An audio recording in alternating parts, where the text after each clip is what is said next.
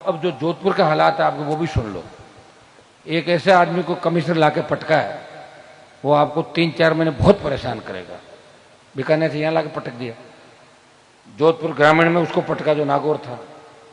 सुनिए, आईजी पता नहीं किसको बिठाया। यहाँ जितने भी अधिकारी है, कोई ऐसा अधिकारी मुझे लग ही नहीं रहा कि आवश्यकता पड़े तो किससे बात करे। और नेता आपके मरे हुए सारे के सारे टाइम पास कर रहे हैं, निकलो जल्दी भाषण दे के, इसी में लगे रहते हैं सारे। और बीजेपी के लोग आपको मिलेंगे नहीं, और कांग्रेस वाले कह देंगे कि आपने राज को नहीं, तो फिर जाओगे कहाँ।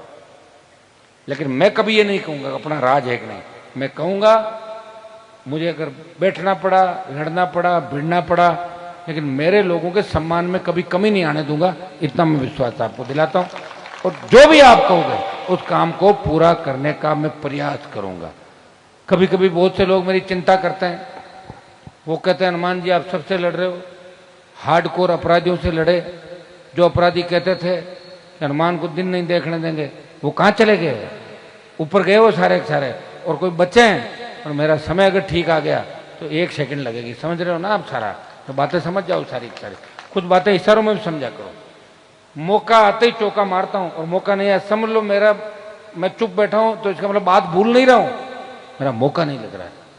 क्योंकि मुझे आपको भी बचाना है, आपको बचाना है, आपके दुश्मन को मारना है, और भोले भाले लोगों को लेके चलना था। तो थोड़ा क्यों होता है। तो अब मेरे साथ दिक्कत क्या है, मेरे साथ गाड़ी में छोरे बैठते हैं, 1 महीना बैठते हैं तो गेला हो रहा, तो हॉस्पिटल जावे, या हमारे फैमिली पार्टी में जाता रहे, कहते मन छोड़ दे, क्या अस्पताल भर्ती हो जाओ। हाँ, तो वो सहन नहीं कर पाते ना, वो फीलिंग वो लाना चाहते हैं, आएगी नहीं फीलिंग।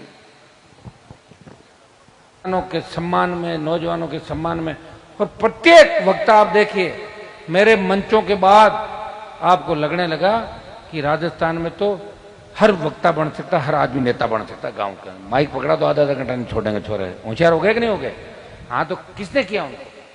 पहले तो कोई बिठा नहीं था। मैं 1998-99 में जब बीजेपी के अंदर था, तो एक बार अटल बिहारी वाजपेयी की रैली थी, मैंने कहा मैं भी भाषण दूंगा। बोले नहीं, आपका भाषण नहीं होगा। अरे मैंने कहा अटल जी आने से पहले करा दो। बोले नहीं, आपका नहीं कराएं। तो नहीं कराया भाषण। तो मैं लंबे समय सोच रहा था कि मैं बहुत से लोगों के भाषण कराऊं, मैं नए नेता बनाऊं, और टिकट मैं खुद ही बांटूं। राजस्थान बांट दिए 2 बार। तो अब मैं ये नहीं कहता सीट आई, वो नहीं आई तो जनता की कमजोरी रही, मेरी तरफ से कोई कमजोरी नहीं रही। ईडी सीबीआई मेरे घर नहीं आ सकती, बता दिया ना आपको। प्लास लेके हेल्पर आया था, बाहर पोल से काट के भाग गया, ये था। और वो भी अगर समय पर सारी चीज होती तो वो भी नहीं होता। लेकिन ये चीज हुई, वो आपके सामने।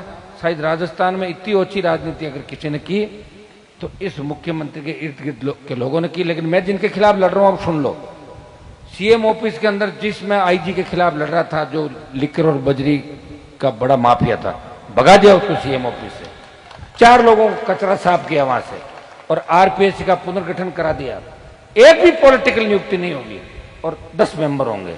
पुराना कचरा वो भी निकाल के फेंक रहे हैं सारा। समय लगता भाई, मेरी सरकार नहीं, मेरी सरकार नहीं, लेकिन मेरी आवाज के अंदर इतना दम है कि जब मैं बात कहता हूं तो सरकारें उस बात को ढंग से सुनती है कि हनुमान जी अगर बात करें, वो लाखों नौजवानों की और लाखों किसानों की आवाज है। इस बात को ढंग से सुनना होगा, वो भी मैं बात कर रहा हूं।